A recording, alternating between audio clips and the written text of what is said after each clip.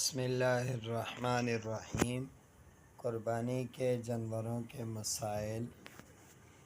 سب سے پہلا مسئلہ حدیث مبارکہ حضرت براء بن عازب رضی اللہ تعالیٰ عنہ سے روایت ہے کہ بے شک رسول اللہ صلی اللہ علیہ وسلم سے سوال کیا گیا کہ کن قربانیوں سے بچا جائے، یعنی کون سے جانور قربانی میں ذبح کیے جائیں اور کون سے نہ کیے جائیں۔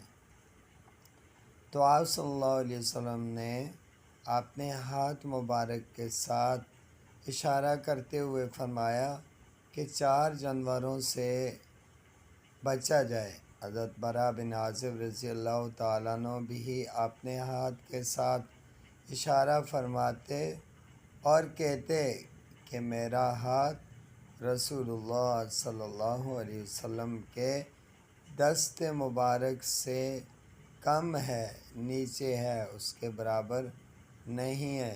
تو پھر فرماتے کہ میرا ہاتھ چونکہ آپ صلی اللہ علیہ وسلم کے دست مبارک سے چھوٹا ہے یا کم درجے کا ہے۔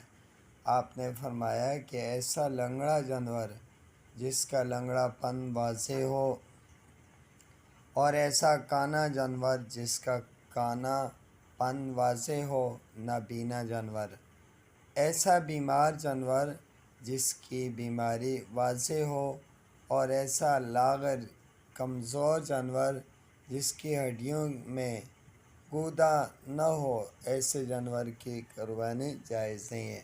گویا کہ یہ 4 اوصاف والے جانوروں کی قربانی جائز نہیں ہے۔ امید ہے ویڈیو اچھی لگی ہوگی۔